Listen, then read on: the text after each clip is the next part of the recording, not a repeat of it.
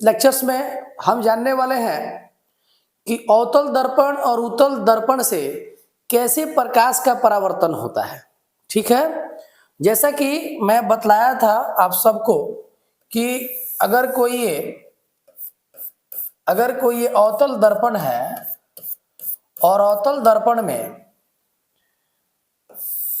अगर ये आपका ध्रुव है, ये वक्रता का केंद्र है और ये फोकस है, तो पहला रूल है कि यदि कोई प्रकाश की किरण अगर मुख्य अक्ष के समानांतर आएगी तो परावर्तन के बाद फोकस से चली जाएगी।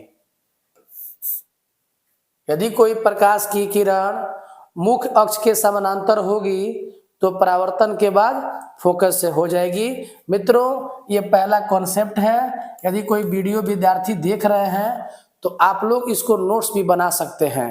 ठीक है, और दूसरा है देखेंगे कि अगर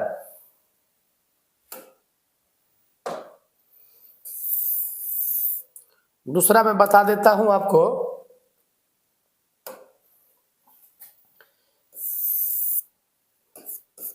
कि यदि अगर यहां ध्यान से देखेंगे,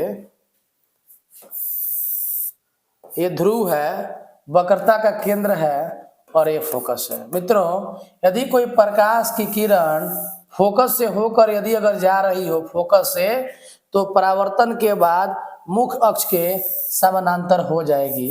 ये दूसरा लॉ है। पहला लॉ था, ये दूसरा लॉ था कि कोई भी प्रकाश की किरण अगर फोकस से होकर जाएगी तो परावर्तन के बाद क्या हो जाएगी, वक्रता केंद्र मुख्य अक्ष के समानांतर हो जाती है। दूसरा कॉन्सेप्ट है मित्रों कि यदि अगर कोई उत्तल दर्पण अवतल दर्पण हो और इसमें प्रकाश की कोई किरण, मैं बता दूं आपको, ये पोल है, ये वक्रता का केंद्र है, ये फोकस है। यदि कोई प्रकाश की किरण अगर वक्रता के केंद्र से होकर जाती है तो परावर्तन के बाद फिर इसी डायरेक्शन में क्या होती है, ट्रांसमिट हो जाती है। ये तीन लॉ है जिस लॉ के आधार पर अवतल दर्पण से और उत्तल दर्पण से प्रकाश के परावर्तन के बारे में हम लोग आसानी से समझ सकते हैं। तो अब आने वाले टॉपिक में हम लोग को जानना है कि अवतल दर्पण से प्रतिबिंब का निर्माण। आइए एक टॉपिक में बतलाता हूं कि कैसे अवतल दर्पण से प्रतिबिंब का निर्माण होता है। टॉपिक है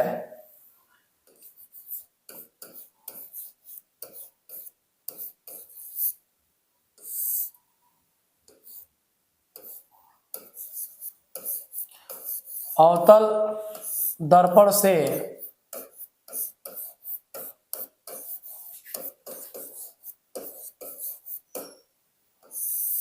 प्रतिबिंब का निर्माण।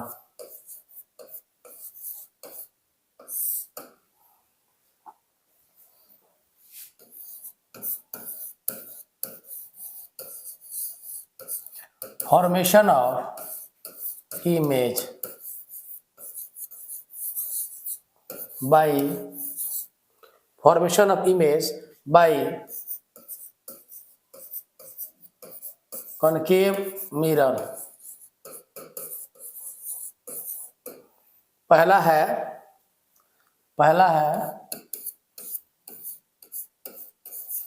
जब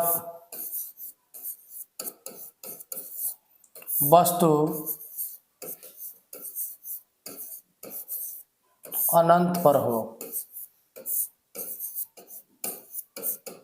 जब वस्तु अनंत पर हो, और इसके लिए मैं एक फिगर बना दूंगा, देखेंगे।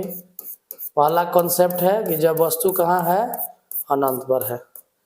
जब प्रतिबिंब बनाएंगे इसमें, ये देखो आपका पोल हो गया, ये वक्रता का केंद्र हो गया और ये फोकस हो गया।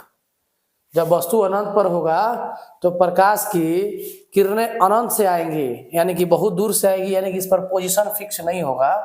तो एक लाइट यहाँ से ले लेंगे। मित्रों, आपको बताया गया है कि प्रतिबिंब बनाना हो तो उसके लिए कम से कम दो जो है किरणों की आवश्यकता होती है। तो एक किरण देखिए ऊपर लिए हैं और दूसरा किरण जो है ना एक नीचे हम लिए हैं, और देखिए जब परावर्तन होगा तो मुख्य अक्ष के समानांतर है, तो परावर्तन के बाद फोकस से जाएगी। और एक लाइट जो है ये भी मुख्य अक्ष के समानांतर है, परावर्तन के बाद ये भी देखिए फोकस से होके जा रहा है। और देखिए दोनों काट कहाँ रहा है, तो फोकस पे काट रहा है। आपको बताया गया था कि परावर्तन के बाद परावर्तित किरण अगर ऐसे कहीं काटेंगी तो इसी पॉइंट पर उनका क्या बनेगा, इमेज बनेगा। तो देखिएगा यहाँ पर इमेज बन रहा है। तो ये इमेज कैसा होगा, तो चूंकि ये तो डायरेक्शन आपको मैं दिखा दिया, लेकिन ये टॉपिक हम पढ़ाएंगे अभी नेक्स्ट जो है वीडियो में, क्योंकि अभी आपको बतलाना है कि प्रतिबिंब क्या है। तो मित्रों अगले जो है वीडियो में हम आपको बताएंगे कि प्रतिबिंब कितने प्रकार के होते हैं, कौन कौन से होते हैं। हालांकि बता दे रहा हूं लेक्चर में कि प्रतिबिंब दो प्रकार के होते हैं, वास्तविक प्रतिबिंब और आभासी प्रतिबिंब। आभासी प्रतिबिंब का क्या प्रॉपर्टीज होता है और वास्तविक प्रतिबिंब की प्रॉपर्टीज क्या होती है, हम लोग मिलेंगे नेक्स्ट जो है वीडियो में। बने रहेंगे। जो भी देख रहे हैं इस जो है वीडियो को, तो कमेंट के माध्यम से कमेंट कर सकते हैं और मेरे चैनल को सब्सक्राइब कर सकते हैं। धन्यवाद।